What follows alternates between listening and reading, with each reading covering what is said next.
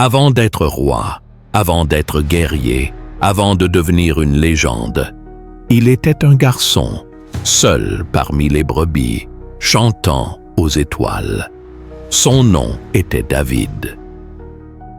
Dans cette histoire, nous suivons les 6 premières personnes qui ont marqué sa route. De l'huile sacrée de l'onction à l'ombre de l'exil. À travers prophètes, guerriers et rois, le destin du plus grand roi d'Israël s'est écrit non dans la facilité, mais dans le feu de l'épreuve. Voici la première partie du récit de David. L'histoire commence dans la petite ville de Bethléem. Le roi Saül avait échoué. Le Seigneur l'avait rejeté pour sa désobéissance. Dieu dit au prophète Samuel, 1 Samuel 16, verset 1, « Jusque à quand pleureras-tu sur Saül, alors que je l'ai rejeté pour qu'il ne règne plus sur Israël ?» Samuel avait peur, mais il obéit. Il se rendit à Bethléem avec une corne d'huile. Jessé, un homme de Juda, fut invité à présenter ses fils. Ils vinrent un à un, grands, forts, des hommes à l'allure guerrière. Samuel vit Eliab et pensa, « Certainement, loin de l'Éternel est ici. » Mais Dieu murmura. 1 Samuel 16, verset 7. Ne considère ni son apparence ni sa taille. L'homme regarde à ce qui frappe les yeux, mais l'Éternel regarde au cœur. Après 7 fils, aucun ne fut choisi. « Sont cela tous tes fils ?» demanda Samuel. « Il reste le plus jeune, » répondit Jessé. « Il garde les brebis. » On l'envoya chercher. L'enfant arriva, rayonnant de santé, les yeux vifs. Et le Seigneur dit, « Lève-toi, oins-le, car c'est lui. » L'huile coula sur sa tête. L'Esprit de l'Éternel saisit David dès ce jour-là. Et même si nul ne le comprenait encore, le futur roi d'Israël était choisi. Samuel disparaît du récit peu après, mais son obéissance a ouvert la porte du destin. Peu après, les Philistins rassemblèrent leurs armées contre Israël. Dans la vallée d'Éla, un homme s'avança, Goliath de Gath. Plus de 3 mètres de haut, cuirassé de bronze, sa lance pareille à une poutre de tisserand. Jour après jour, il vociférait. 1 Samuel 17, versets 8 à 9. Choisissez un homme, qu'il vienne à moi. S'il me tue, nous serons vos serviteurs. Mais si je le vince, vous serez les nôtres. Pendant 40 jours, personne n'osa s'avancer. Jusqu'à ce que David arrive, non pas en guerrier, mais en porteur de pain pour ses frères. Il entendit le défi et demanda, « Qui est-ce, ce Philistin incirconcis pour insulter les armées du Dieu vivant ?» Saül se moqua. David n'était qu'un garçon, mais David répondit, « Ton serviteur a tué le lion et l'ours. Ce Philistin sera comme eux. » Ils lui donnèrent une armure trop lourde. Il entra sur le champ de bataille avec un bâton, 5 pierres et une fronde.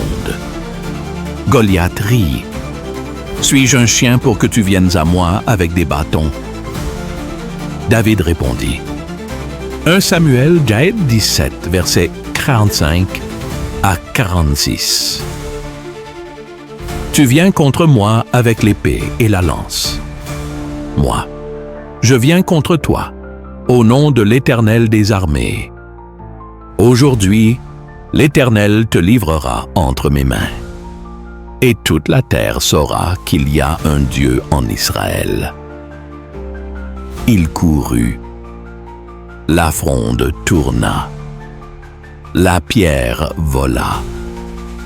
Elle s'enfonça dans le front du géant. Goliath s'écroula face contre terre. Et soudain, le berger devint un guerrier aux yeux d'Israël. Le roi Saül fit entrer David à sa cour, d'abord comme harpiste pour calmer son âme tourmentée, puis comme général. David remportait bataille après bataille, et les femmes chantaient. 1 Samuel 18, verset 7. Saül a frappé ses 1000, et David ses 10 000. Ce chant empoisonna le cœur du roi. La jalousie s'installa. Saül regarda David avec soupçon dès ce jour.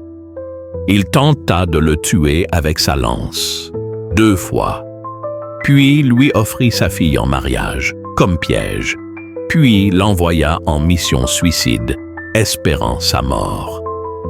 Mais l'Éternel était avec David. Quand Saül comprit que David serait roi, il le pourchassa. De caverne en désert, David fuyait, mais refusa de faire du mal à Saül, même lorsqu'il en eut l'occasion. Une fois, il coupa un pan du manteau de Saül dans une grotte et le montra après son départ. 1 Samuel 24, verset 10. « Je ne porterai pas la main sur mon Seigneur, car il est loin de l'Éternel. » David aimait Saül. Saül l'aimait et le haïssait à la fois. Leur tragédie se conclut sur le mont Gilboa, où Saül et ses fils tombèrent par l'épée. David pleura.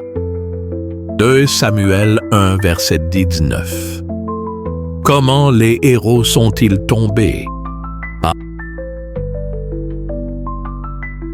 À la suite de la victoire sur Goliath, alors que la foule acclamait David, un homme vit plus qu'un héros. Il vit un frère. Jonathan, prince héritier d'Israël. La Bible dit, 1 Samuel 18, verset 1, « Jonathan s'attacha à David, et il l'aima comme lui-même. » Dans un geste stupéfiant de loyauté, Jonathan ôta sa tunique royale, son armure, son épée, son arc, et les donna à David.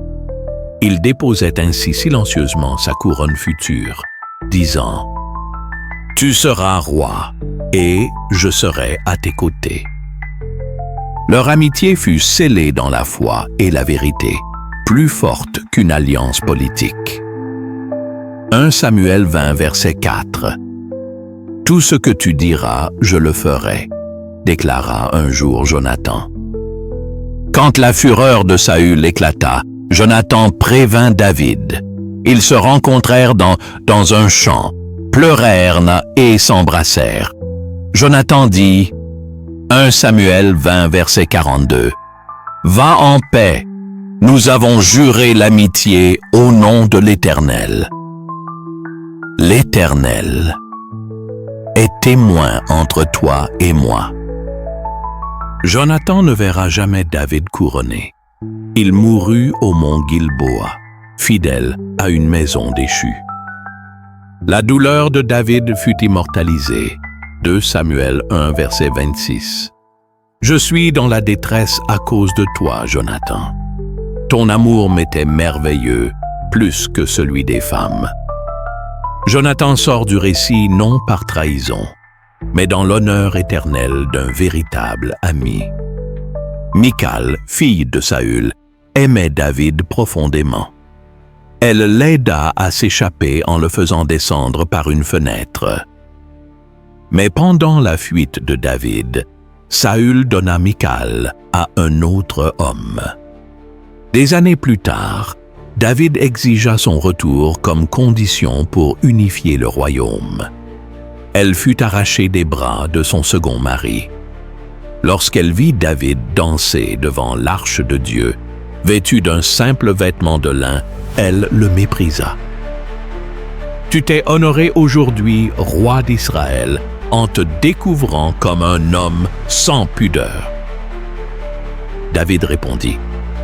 2 Samuel 6, verset 22. Je me rendrai encore plus méprisable que cela. Elle n'eut pas d'enfant. Son amertume resta. Abner était le général de Saül, son bras droit. Après la mort de Saül, au lieu de soutenir David, il installa Ish-Boshet, fils de Saül, comme roi sur les tribus du nord. Mais l'alliance était fragile. Quand Ish-Boshet l'accusa de trahison, la fidélité d'Abner s'effondra. Il envoya un message à David. 2 Samuel 3, verset 12. Concluons une alliance et je te livrerai tout Israël. Il rencontra David, jura fidélité et promit l'unité. Pour la première fois, l'union d'Israël était à portée. Mais Joab, le général de David, bouillait de vengeance. Des années plus tôt, Abner avait tué son frère Asaël. Joab saisit sa chance. À la porte de la ville, sous prétexte de paix, il poignarda Abner. David, horrifié, pleura publiquement. 2 Samuel 3, verset 38. Un prince et un grand homme est tombé aujourd'hui en Israël. L'unité fut retardée, la vendetta s'intensifia, et Abner, faiseur de roi, fut enseveli comme victime de la vengeance. Ces 6 âmes ont ouvert la voie à David, de la prophétie au palais, jusqu'à la solitude des cavernes. Ils l'ont oint, ils l'ont défié, ils l'ont aimé, ils l'ont trahi. Mais à travers tout cela, David est resté un homme selon le cœur de Dieu.